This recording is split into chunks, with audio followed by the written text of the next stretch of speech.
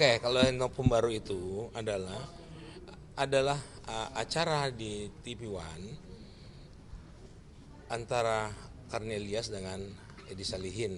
Dia akan diskusi masalah hukum. Nah, dalam pembicaraannya itu bahwa Edi Salihin mengatakan mempunyai alat bukti yang mana alat bukti itu belum pernah diserahkan. Nah, waktu itu ditayangkan ditayangkan. Tetapi kita tidak bisa menjelaskan secara detail karena kita bukan ahlinya. Nah, makanya sidang ini adalah tadi disumpahnya saksi yang menemukan novum menyerahkan itu nanti dalam persidangan berikutnya yang nanti akan dijelaskan oleh ahli itu aja gitu loh. Nah, selain saksi yang membawa novum juga mungkin dari tim penasihat hukum juga akan membawa saksi-saksi ahli. Oh iya, ada saksi-saksi yang kita akan bawakan itu adalah dari kesaksian digital ahli digital forensik dengan kedokteran forensik. Ada 2 digital forensik dan 1 digital kedokteran forensik. Oke, artinya ini adalah terkait dengan tidak adanya otopsi yang pertama dan kedua terkait dengan Ya, makanya dari CCTV itu banyak ditemukan sekitar 70-an ya, diduga itu rekayasa gitu. Itu nanti dijelaskan oleh ahli forensik. Kami sebagai ahli, bukan ahlinya, nggak bisa menjelaskan gitu. Bang, kalau melihat proses prediksi Abang ini kira-kira berapa lama proses sidangnya ini sampai akhir nanti diserahkan ke MA? Kalau saya rasa karena hari ini sidangnya hanya pembacaan memori PK dan juga ada sumpah tadi, ternyata jaksa termohon sudah siap jawabannya, berarti tanggapannya berarti ya hari ini tanggapan jaksa, kemungkinan nanti kita dengar jadwalnya, mungkin 1 minggu ini selesai kali atau 2 minggu lah. 2 minggu ya. Total ada berapa kali sidang lagi itu kira-kira? Ya kalau ini nanti 3 kali sidang lagi. 3 kali sidangnya. melihat jawaban jaksa yang cepat pada hari ini, Jessica sendiri optimis nggak sih, Jess? Iya, Mbak Jess, kalau lihat dari perjalanan 2018 pernah ada kasasi, terus banding, kasasi dan PK yang ditolak. Seberapa optimis Anda dan apa parameternya bahwa kali ini PK akan dikabulkan? Saya tidak bisa menjawab secara pasti ya, hanya bisa berdoa aja. Jadi saya juga mau doa dan dukungan dari kalian semua, semoga semuanya lancar. Tadi saya lihat sejak Anda datang banyak senyum, apakah itu rasa optimisme Anda? Kenapa ya senyum ya? Kalau dulu itu mungkin karena saya masih ditahan ya, kalau sekarang kan saya udah bebas, jadi ya setidaknya lebih walaupun bebas bersyarat, tapi lebih lebih bahagia lah daripada waktu itu. Basically secara feeling seperti apa? Feeling ya nggak tahu, saya mah berserah aja. Iya. Tapi ada optimis? Ya selalu harus ada optimisnya lah dalam hidup.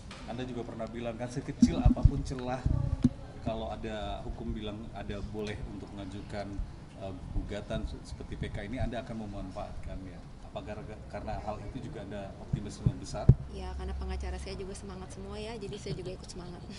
Terus terang sih itu. Ada persiapan khusus melaksanakan sidang hari ini, ada persiapan khusus? Enggak ada sih. Aja sih nggak, kan awal sempat bilang bahwa sebetulnya tidak berharap dengan PK gitu ya, dan kemudian kan ini sudah mengajukan PK lagi.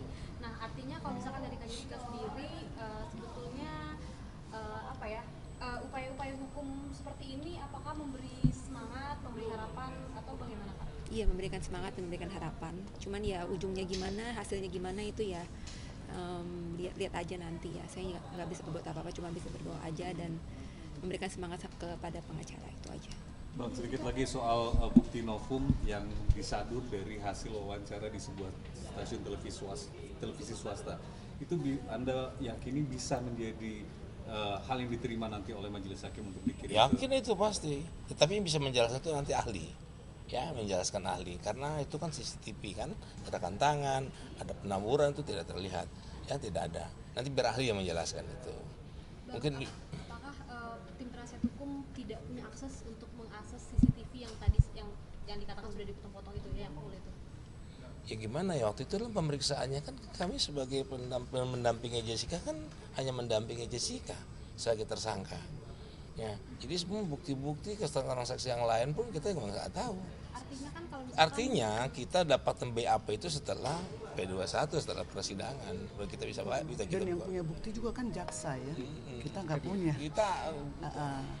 Artinya kan ini saya menduga gitu ya, artinya kan kalau misalkan Pak Edi Salihin mengatakan demikian, artinya kan ada video yang selama ini kita tidak akses, kita tidak bisa lihat gitu.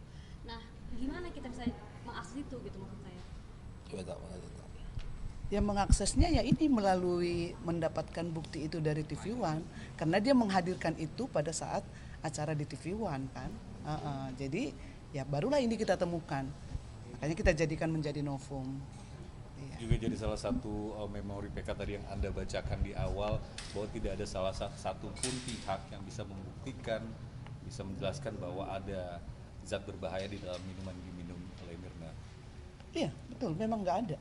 Dari awal persidangan kalau para bapak ibu mengikutin, memang tidak ada yang dapat membuktikan ataupun menyaksikan bahwa ada Jessica memasukkan sesuatu zat ke dalam minuman Mirna. Jadi intinya dari 120 hari dalam pemeriksaan di Polda Metro, ya saya mendampingi Jessica, ya kita nggak dapatkan apa-apa yang mendampingkan. Begitu dinyatakan di P21 dan mau disidangkan, kita mendapatkan BAP. Disitulah kita baru semua mempelajari.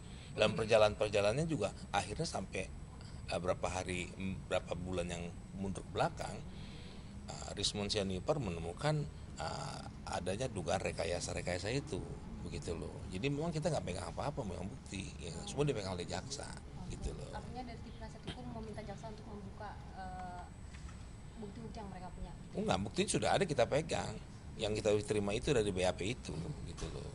Mbak Jess, tadi kan ada bebas bersyarat ya, sampai 27 Maret 2032, kalau tidak salah Anda harus tetap melaporkan ya. Gimana aktivitas Anda bisa ngatur untuk bisa laporan terus? Ya memang peraturannya harus wajib lapor, jadi untuk saat ini sih mau, ya? Ya lapor, pergi ke kantor kejaksaan dan ke balai pemasyarakatan secara normal biasa aja. Teman-teman gini teman-teman, waktu kita terbatas. Ya terbatas, kami dikasih waktu sampai 2:30. Ini udah jam 2. Kita harus makan siang dulu, ada sholat. Nanti kalau kita kebanyakan wawancara, ya kan, artinya kita nggak masuk lagi ke sidang. Artinya nanti selesai sidang aja kita wawancara lagi. Oke, clear kita ya.